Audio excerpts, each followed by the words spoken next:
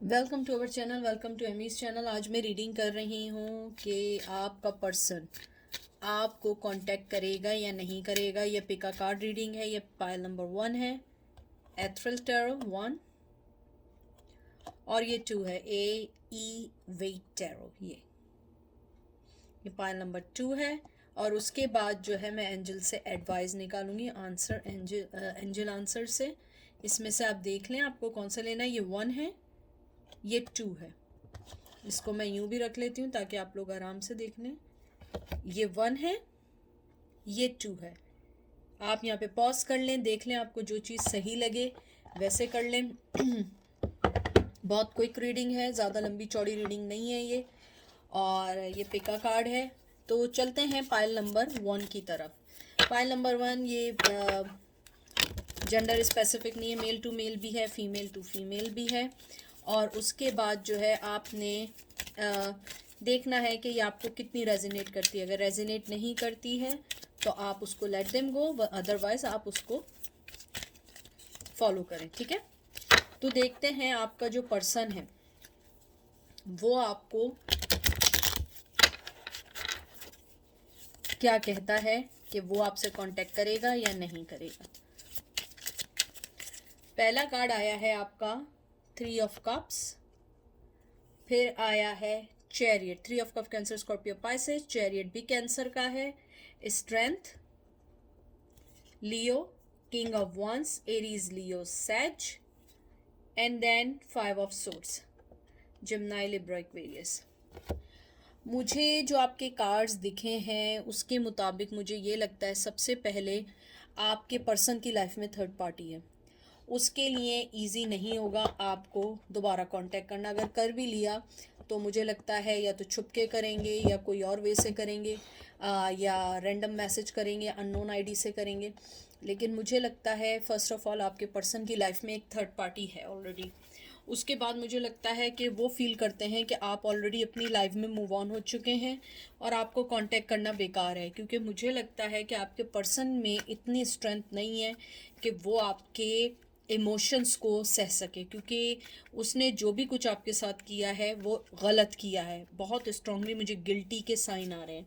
उसके बाद night of once है। मुझे लगता है उसके जज्बात आपके लिए बहुत सारे हैं, लेकिन वो उस चीज़ को नहीं फाइंड आउट कर पा रहा है जिसको उसने आपके, कहते हैं ना कि आपकी लाइफ के लिए जो उसने एक गलत फैसला लिया उसे नहीं मालूम चल पा रहा है कि वो उस चीज़ को कैसे सही करे, कैसे सही हाथों में लेकर और आपके फैसलों को करे। आपको वो एक लॉस्ट लव समझता है, गिल्टी समझता है, और उसको इस बात का दुख है, बहुत गिल्टी है उसको कि उसने आपके साथ किया। लेकिन कांटेक्ट मुझे नहीं लगता, मुझे लगता है उसको इतनी स्ट्रेंथ नहीं है कि वो आपसे कांटेक्ट करे। उसके पास इतनी स्ट्रेंथ नहीं है कि वो आपसे बात करे। पहली बात तो ये है कि उनकी लाइफ में कोई स्ट्रांगली है थर्ड पार्टी। कुछ भी हो सकता है, मदर हो सकती हैं, फादर हो सकते हैं, कोई यानी कि वर्क हो सकता है, या कज़न हो सकते हैं, बहन हो सकती हैं, भाई हो सकते हैं।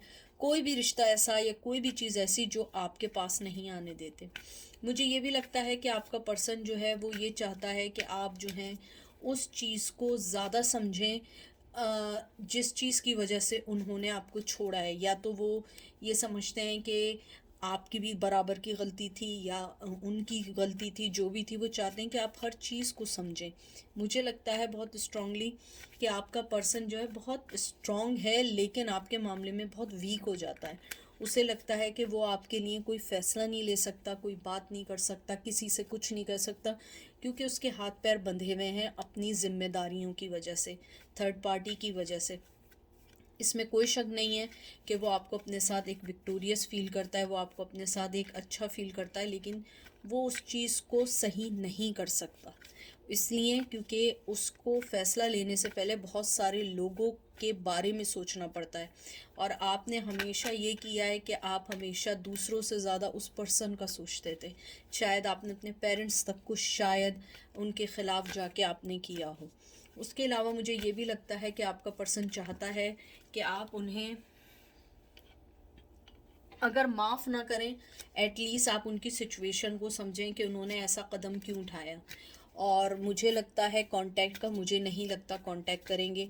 जज्बात हैं, सब कुछ है, लेकिन अभी भी वो ये समझते हैं कि अगर वो आपके पास आएंगे, उनके पास अभी ऐसी कोई आपके लिए ऑफ़र नहीं है या ऐसी कोई बात नहीं है जो कोई नई हो, क्योंकि मुझे लगता है उनकी लाइफ में अभी तक वही सारे पुराने ड्रामेबाजियाँ, पुरानी चीज़ें हैं जिसको आप ऑलरेडी जानते हैं, और इसीलिए वो कुछ नहीं करना चाहते हैं। 8 of wands, Aries, Leo, Sag. उसके बाद आया है, एक मिनट इसको ज़रा शफल कर लूँ। फिर आया है 2 of cup, Cancer, Scorpio, Pisces.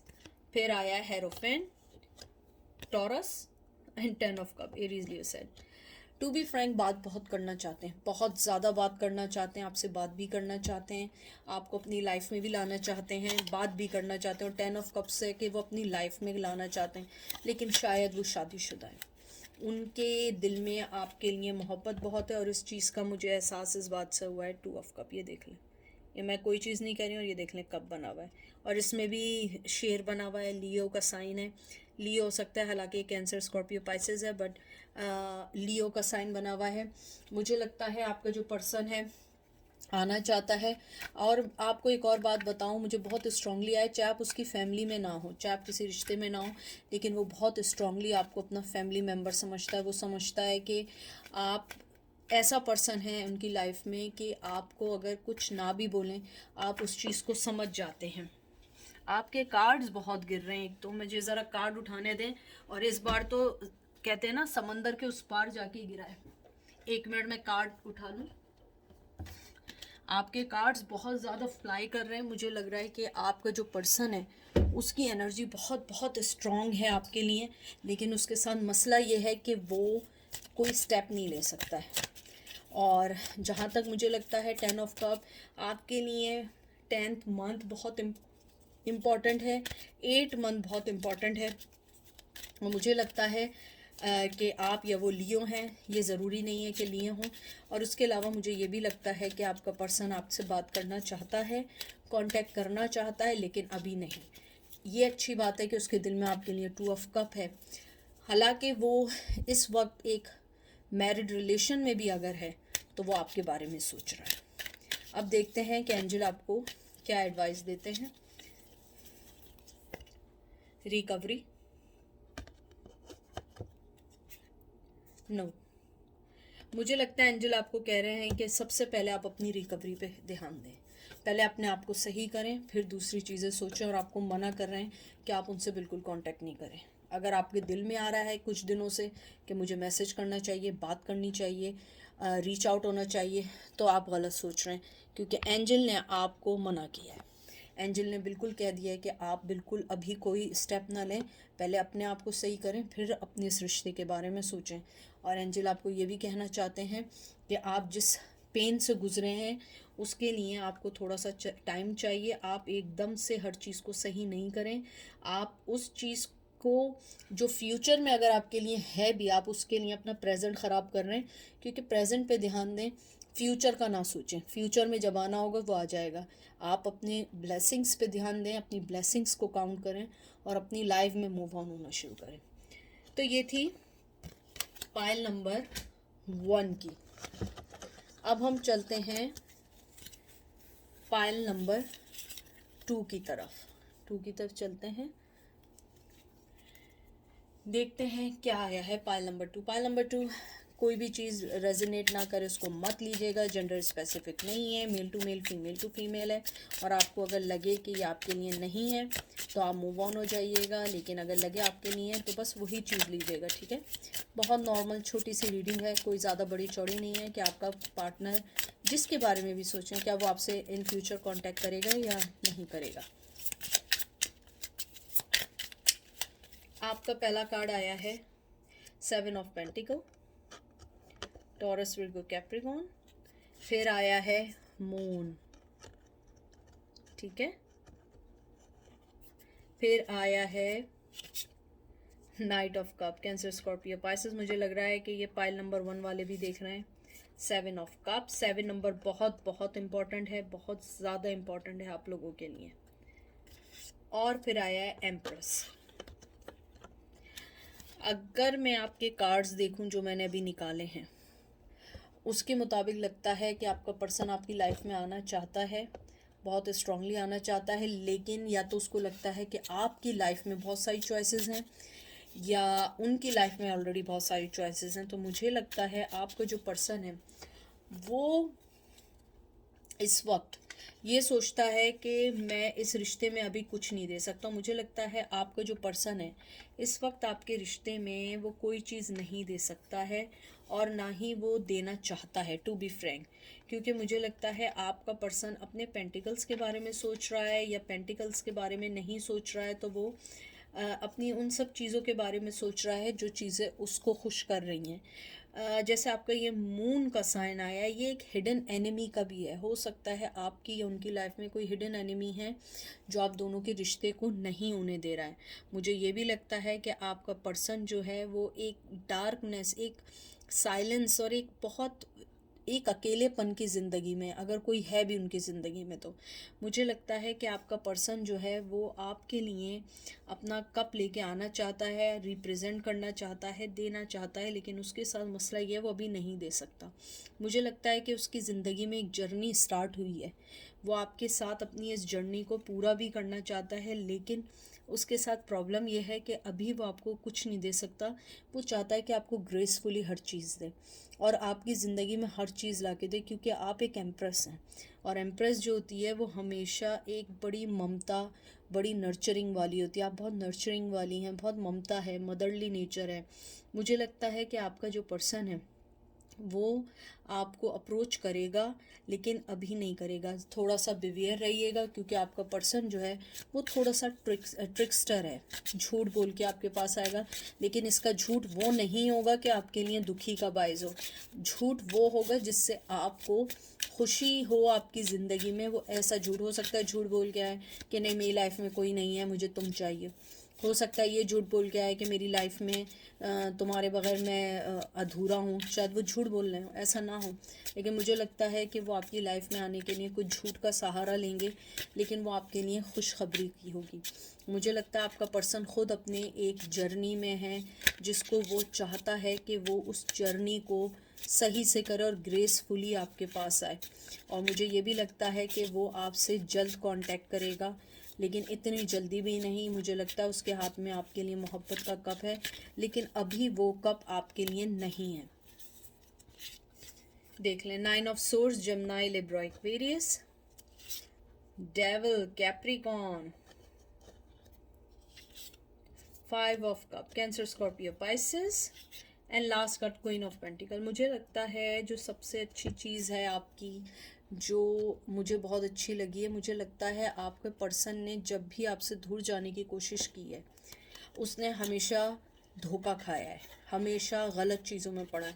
जब तक वो आपके साथ रहा उसने अपनी हर चीज़ को बड़े प्रॉपर वे में किया, बड़े प्रॉपर वे में अपनी लाइफ को गुजारा। और मुझे लगता है आप क्वीन ऑफ पेंटिकल भी हैं, आपने उनकी मनी वाइज पता नहीं किस किस तरीके से आपने उनकी मदद की है, लेकिन आपके पर्सन ने आपकी, कहते हैं ना कि आपकी वर्थ को नहीं जाना। और मुझे लगता है कि अब वो आपकी वर्थ को जानते हैं कि आपके साथ क्या करना है, कैसे आना है, कैसे अपनी ज़िंदगी गुजारनी है।